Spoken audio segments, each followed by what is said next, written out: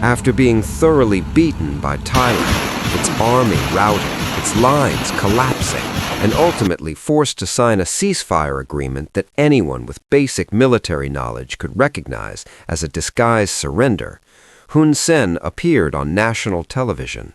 He did not look like a man who had just lost a war. Instead, he embodied the familiar image of a leader.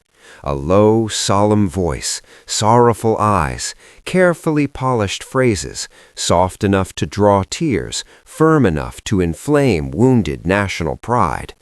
Honestly, if one did not know the true state of the battlefield, if one were unaware that Cambodia's forces had suffered a humiliating defeat under Thailand's superior firepower, the speech would have sounded convincing, even stirring. It conveyed a sense of tragedy and grandeur, leaving the impression that the nation had endured a noble trial and emerged standing tall. In a society where the media is tightly controlled, where newspapers and television speak only of heroic troops and a frightened enemy, while images of lost territory, dead soldiers, and fleeing civilians are carefully erased, such honeyed words are more than enough to transform defeat into imagined victory. Hun Sen opened his address with a familiar propaganda technique: total avoidance of military reality. Not a single word about collapsed defenses, chaotic command, or why weapons failed to perform. Instead, he stared directly into the camera and spoke in a hypnotic, mournful tone. "My beloved compatriots, last night the guns fell silent along our border, yet in our hearts the echoes remain. The blood of our sons has been spilled to nourish this sacred land." In just a few sentences, deaths caused by incompetence and reckless leadership were elevated into sacred sacrifice. Soldiers killed in a futile conflict were no longer victims of a disastrous military gamble. They became seeds of national pride. This is propaganda in its purest form, shifting blame from the government to the enemy, turning failure into martyrdom, and recasting incompetence as tragedy.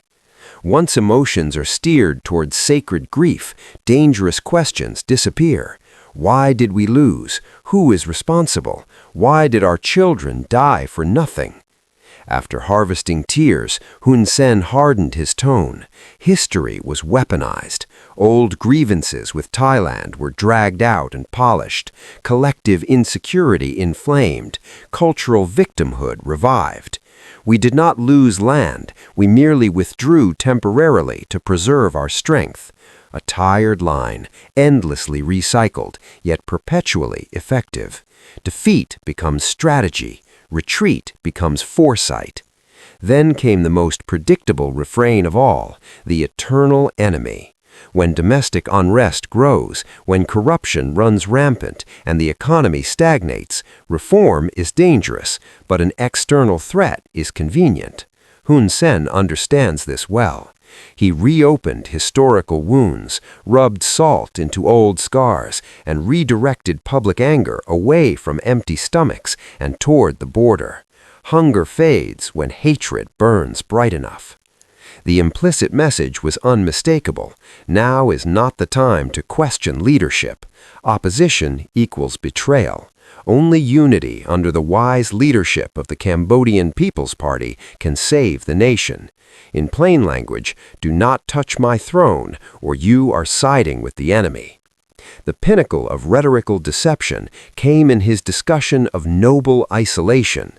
Fully aware that people were asking why China had not intervened, why Cambodia stood alone, Hun Sen executed a sharp rhetorical pivot.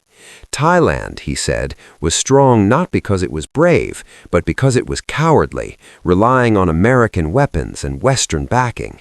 Cambodia, by contrast, stood alone, fighting with bare feet and burning hearts. Diplomatic isolation, an undeniable strategic failure, was reframed as moral superiority. Abandonment became dignity. Being deserted turned into a conscious, virtuous choice. Like the fox mocking sour grapes, Hun Sen transformed exclusion into honor. The message landed perfectly. We lost because we were noble. We fought alone. We played fair. And for many listeners, that was enough. The closing blow struck directly at hollow national pride. We may be poor, but we have dignity. Even if we must eat fermented fish, even if we return to the Stone Age, the Cambodian people will never bow. Stirring words except for one small detail. No one in Hun Sen's family eats fermented fish out of necessity. His children drive Rolls-Royces, wear Patek Philippe watches, study in the United States, Britain, and Australia. Swiss bank accounts overflow.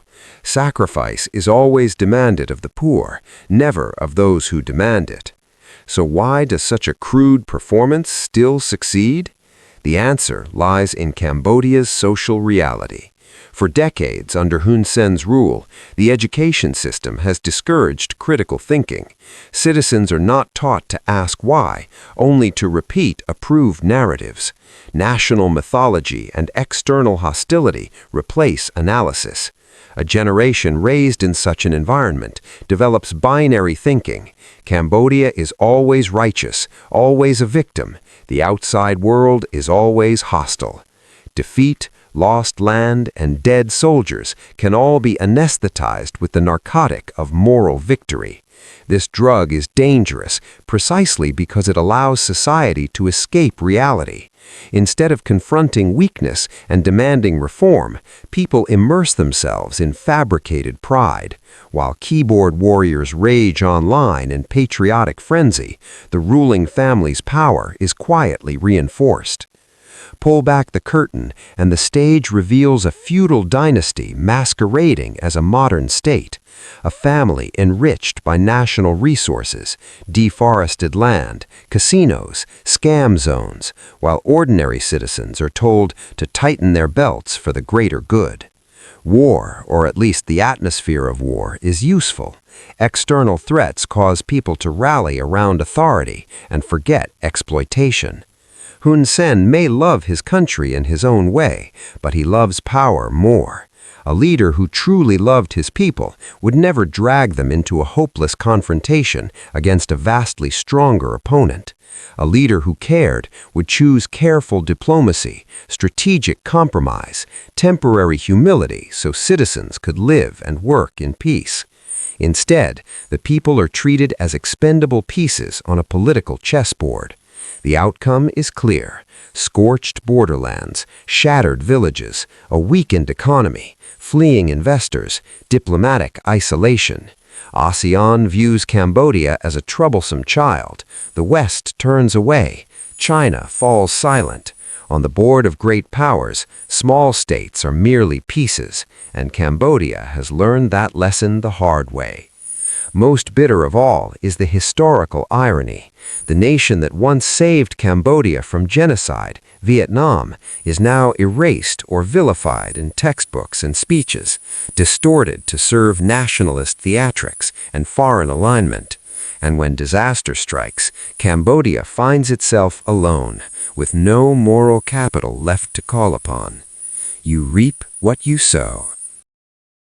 Thank you for watching this story. If you found it meaningful, please subscribe, turn on notifications, and share this video. And now it's time to say goodbye. Thank you for staying with Societal Stories.